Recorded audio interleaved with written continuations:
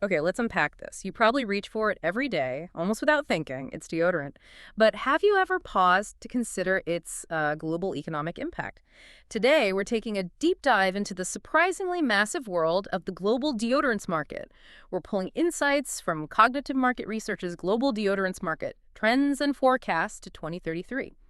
Our goal here is simple: get the key nuggets, understand the surprising facts, and basically get you a shortcut to being really well informed about this huge but kind of overlooked industry. Indeed. And what's truly fascinating, I think, is how something so basic, a daily grooming essential, Right. how it actually reveals these broader economic and social trends. It goes way beyond just personal hygiene. Absolutely. So let's start with the basics. We all know what deodorants are, right? Personal care stuff designed to reduce or mask body odor, mainly underarms, that kind of thing. Right, the bacterial growth aspect. Exactly. And they come in all sorts, sprays, roll-on sticks, even creams. And if we connect this fundamental idea to the bigger picture, well, it really highlights how deeply ingrained these products have become. We're talking daily grooming routines across both developed and emerging markets now. It's almost universal in many places. Okay, here's where it gets really interesting, though. This isn't just about smelling good. It's a truly massive, multi-billion-dollar global industry. It really is staggering when you look at the numbers. Yeah, check this out. The global market value back in 2021, $26,883.3 million, nearly $27 billion. $27 billion, wow. And it's growing, expected to hit $30,925.6 million in 2025. That's over $30 billion. And then projected to grow even further to $40,952.1 million by 2033, almost $41 billion. That's substantial growth over a decade. It is. And the compound annual growth rate, the CAGR, is pegged at 3.564% from 2025 to 2033. Steady, solid growth. So this raises an important question, doesn't it? What's truly fueling this consistent upward trajectory? Right. What's behind those billions? Well, it seems to be a mix of things. Definitely growing awareness of hygiene. That's a big one globally. Lifestyle improvements play a part too. But a key driver, especially in certain regions, is rising disposable income. More money to spend on personal care. Exactly. We see that having a big impact, particularly in Asia and Latin America. More people can afford these products as essentials now. And another big factor, innovation. Innovation. Okay, like what? Just near sense? Or are we talking something deeper? More than just scents, definitely. Think about alcohol-free formulas, things that promise, 72-hour protection, but also a really big push towards sustainable options, natural ingredients, better packaging, refillables. Okay, so that's expanding the market, maybe bringing in new people or getting existing users to try different things. Precisely. It caters to new demands and values, like environmental consciousness or skin sensitivity. It keeps the market dynamic. Got it. So let's break this down regionally. What does this look like on the ground, say, starting with the more established markets, North America? A very solid base there. Yeah, the numbers show it. North America pulled in, 10,699.6 million in 2021, over $10.5 billion, forecasted to rise to 12,240.4 million in 2025, and then up to 15,725.6 million by 2033, almost $16 billion. Still growing significantly then, even in a mature market. Definitely. And within that, the U.S. is the giant, obviously, $8.6 billion in 2021, heading towards $12.5 billion by 2033. But Canada and Mexico are growing strongly, too. Canada looking to go from $1.3 billion to over $2.1 billion, and Mexico from around $721 million to over $1.1 billion. Pretty significant jumps. Okay, let's hop over to Europe, another big established player. Very much so. Deeply rooted habits there. Their revenues were $7,715.51 million in 2021, so over $7.7 billion. Estimated to hit $8.8 billion in 2025, and then forecast to reach $11,302.8 million by 2033. Over $11 billion. Still a huge market value. Absolutely. And at top individual markets there, Germany leads $1.3 billion in 21, going towards $1.8 billion in 33. The UK, just under $1 billion in 21, heading to $1.3 billion. France, similar numbers, around $905 million, moving towards almost $1.5 billion. And Russia, too, nearly $1 billion in 21, aiming for almost $1.4 billion by 2033. It's fascinating here, looking at North America and Europe. is that consistent, really significant value. Mm. It indicates just how stable and entrenched the demand is, Mm. even if the percentage growth rates might not be as explosive as some other regions we'll talk about. The baseline demand is just enormous. Right, it's a foundation. So now let's shift focus. Where's the really fast growth happening? The areas driving a lot of this global expansion. Asia Pacific immediately comes to mind. Yeah, the numbers are stark. Asia Pacific, 5,080.95 million in 2021, just over 5 billion. Projected to grow to $5.9 billion in 2025, and then reach 8,632.71 million by 2033. Over 8.6 billion. That's a huge percentage increase. And we connect that back to the bigger picture drivers we mentioned. Asia Pacific really exemplifies that impact of, well, growing middle classes, urbanization, rising disposable incomes. It all comes together there. Makes sense. Which countries are leading the charge there? China is a major one. $1.59 billion in 2021, projected to hit over $2.5 billion by 2033. Japan, too, a large mature market within Asia, $1.2 billion going towards almost $2 billion.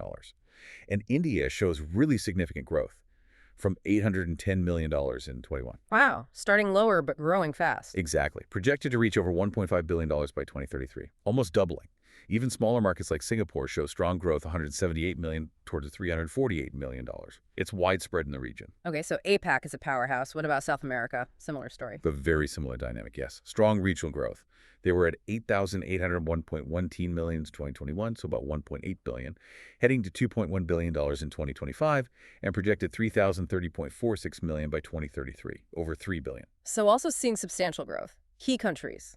Brazil is a major contributor, around $613 million in 21, forecasted to reach nearly $1 billion by 2033. Argentina also shows strong growth, from about $246 million towards $440 million projected for 2033. Interesting. Okay, let's round out the regional picture. What about the Middle East and Africa? Are they part of this growth story too? They are, albeit starting from smaller bases compared to, say, North America or Europe. Right. So the Middle East, total deodorant sales were just over $1 billion, 1,021.57 million in 2021, growing to $1.1 billion in 2025, and projected around $1.35 billion by 2033. Steady growth there. And a key player highlighted is Saudi Arabia, $336 million in 2021, moving towards $432 million by 2033.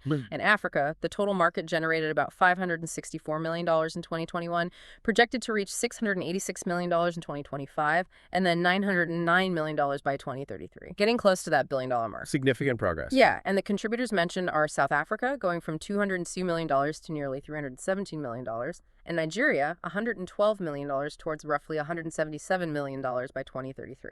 You know, this raises an interesting point looking at the Middle East and Africa. Beyond just the impressive numbers, what might these figures suggest about evolving cultural norms around hygiene, self-presentation, perhaps influenced by global trends, media, increased connectivity? It's not just economics. That's a really thought-provoking angle. It's about changing habits and values, too. Okay, let's try and unpack this one last time. Bring it all together. What started as, a pretty simple product for basic hygiene Right, just managing odor. has absolutely blossomed into this multi-billion-dollar global industry. It's driven by evolving lifestyles, more awareness, rising incomes, and that key factor, innovation, worldwide. Who knew grabbing that stick or spray in the morning was part of such a massive global economic engine? It kind of makes you think, doesn't it? It really does. And if we connect this back to the listener's perspective, it highlights how even the most common everyday products we use are, well, embedded in these complex global economies. They reflect dynamic shifts, consumer habits, income levels, even cultural values changing across continents. It's all interconnected. So what does this all mean for you listening right now? Well, it means understanding these hidden economic forces, these cultural shifts that are humming along beneath the surface of even the most sort of mundane parts of our daily lives. And think about this, what other everyday products might have a similarly vast, growing global market, driven by maybe comparable factors, lifestyle changes, income growth, that constant drumbeat of innovation. What surprising insights might you uncover if you started looking a bit closer at your own daily routines? Okay, think about this for a second. Deodorant. It's just there, right, on the shelf. Part of the morning drill for so many of us. Grab it, use it, don't think twice. Seems simple. Exactly. But, underneath that simplicity, there's this whole complex world, shifting tastes, new science, even like cultural stuff playing a role. It's surprisingly dynamic. It really is. So today we're going to really get into the deodorants market. We're doing a deep dive based on this great report, the deodorants market, trends, growth, and challenges. Right. The goal is to unpack what's pushing it forward, but also what's holding it back. Some surprising things in there. Definitely. Okay, so let's kick off with the growth drivers. The big one, maybe the biggest, seems to be this major global focus on personal hygiene and grooming. Yeah, that awareness has skyrocketed. It's not just about smelling okay anymore. No, it's like a fundamental shift, isn't it? How we Yeah. present ourselves.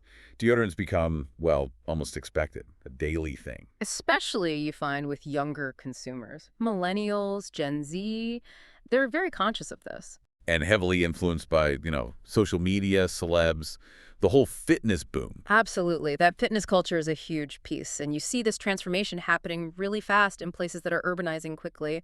Think India, Brazil, Southeast Asia. Right. Places where maybe it was once seen as a bit of a luxury, and now Oh, it's being a daily must-have. exactly. It's gone from occasional to essential. Okay, so alongside that awareness, there's the fact that it's just easier to get now, right? Enhanced availability. Let's unpack that. Oh, massively easier. The difference that modern retail and e-commerce have made is just huge. Totally. I mean, you find them on every supermarket shelf, Yeah. obviously, but also doorstep delivery from Amazon, Flipkart, Nika, reaching places maybe they didn't before. And it's not just where you buy them, it's how. These subscription models you see now, trial packs. Ah, yeah. Good point. Those really encourage people to try them out, maybe switch brands. Especially in those tier 2, tier 3 cities, the sort of medium-sized growing urban areas. It gets the products out there more widely, offers different price points too, makes it accessible. And then there's the product itself. Innovation hasn't stopped. It's actually, well, fascinating how much variety there is now. More than just the old aerosol spray can. Way more. You've got creams, sticks, wipes, balms. Manufacturers are really focusing on things like custom scents or making sure it lasts longer. And sensitive skin formulations Mhm. too, right? Yes, definitely. Lots of alcohol-free options, pH-balanced roll-ons, things designed to be gentle. Hmm. And another interesting shift, unisex or gender-neutral deodorants are gaining traction, particularly in, more inclusive markets. So moving away from the strict for him, for her. Exactly. Even premium brands like Calvin Klein or Dior are getting in on this with designer scents, organic options, broadening the appeal quite a bit. Okay, so lots of growth, lots of innovation. But it's not all smooth sailing. Yeah. Let's pivot to the challenges. What are the big hurdles? Well, this raises an important question around health and environmental concerns that's become really prominent. Right. We hear a lot about that. So consumers are worried about what specifically? Mostly ingredients like aluminum compounds, parabens, synthetic fragrances. There's this growing concern about potential links to skin irritation, maybe hormone disruption. And the environmental side. Yeah, the impact of aerosol propellants, all the plastic packaging. That's a big one, too. So this pushes demand towards natural alternatives, aluminum-free. Precisely, which, is great for consumers who want that choice, but it means more R&D, higher compliance costs for the companies making them. It's a constant balancing act. I can imagine. And it's not just about ingredients, is it? Price matters a lot. Oh, absolutely. Price sensitivity is a major factor, especially in certain mass markets. But where, for example? Well, particularly in developing regions, think parts of Africa, South Asia, Latin America. Often the choice comes down to what's on sale, a discount or a promotion. Which means people switch brands pretty easily. Loyalty isn't strong. Exactly. Makes it really tough for brands to build that long-term loyalty or justify charging a premium. Okay, so ingredient concerns, price pressure. What else? You mentioned cultural factors earlier. Yes, and that can be a really significant hurdle, cultural resistance. How does that work? Deodorant seems pretty universal now. Not everywhere. In many rural areas or more conservative communities, it's still seen as non-essential, maybe even a bit unnecessary. Really? So they use alternatives. Sometimes, yeah. Yeah. Traditional options like talcum powder or maybe herbal body sprays. And you have to understand, in some parts of, say, rural India, the Middle East, North Africa, body odor just isn't stigmatized in the same way. Ah, okay. So the basic need isn't perceived in the same way. Right. So just selling the product isn't enough. You need long-term efforts to change behavior, maybe education campaigns that are really localized and culturally sensitive. That sounds incredibly complex. Yeah. And expensive. It is. It demands a lot of time, investment, and frankly, patience. It shows that even for a simple product, culture really matters. It's not just marketing. It's almost social engineering sometimes. Wow. Okay, so looking ahead then, how is the industry responding? What are the future trends? You mentioned natural and organic. Yes, that shift is undeniable towards natural, organic, clean label products. And that connects to a bigger trend, right? People wanting transparency, minimalism in everything. Absolutely. So you see products featuring things like baking soda, activated charcoal, shea butter, coconut oil, ingredients people recognize. And brands are jumping on this. Oh, yeah. Yeah. You have brands like Native, Schmidt's, La Vanilla really building their whole identity around this.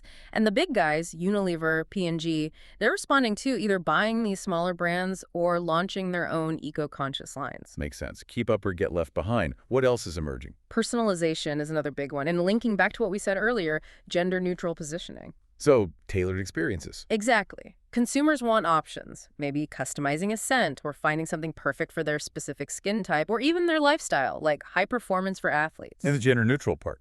That appeals strongly to younger, more progressive consumers. The focus shifts to just, does it work? Is it inclusive? Not, is it blue or pink? It opens up the market. Interesting. It reflects changing ideas about identity. It really does, even Yeah. in something as basic as deodorant.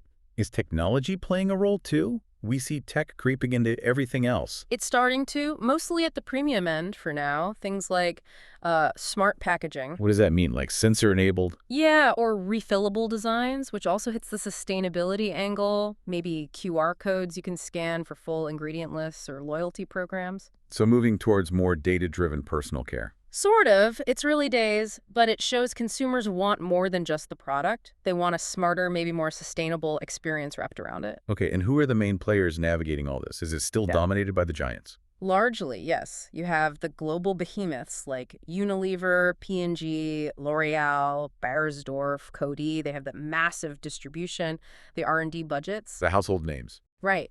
But as we mentioned, you also have these really interesting challenger brands. Schmidt's, Elsa's, Myro are examples, building loyal followings, often around that eco-friendly artisanal niche. So a mix of old guard and new disruptors. Pretty much. And what unites many of them, big and small, is this investment in digital, streamlining how they work, listening to consumers online, reacting faster to trends. So it really is a dynamic picture. What started as, this simple daily item. It's actually a really complex market. Strong demand, yes, but also constant innovation needed, and this huge push toward being greener, more inclusive. Facing those challenges we talked about, price, ingredients, culture, but evolving through customization, clean formulas, even tech. Which leads to, I think, a pretty interesting final thought. Come on. The deodorant market isn't just about smelling fresh, it's kind of a mirror, isn't it? Reflecting these bigger global shifts in health consciousness, technology, cultural norms, even how we see ourselves, our identity. Huh. That's fascinating, that even simplest products tell a story about us. Exactly. A complex story about society and our value. Makes you think. So, maybe next time you reach for that deodorant, you might notice some of these trends playing out, influencing your own choice. Something to consider.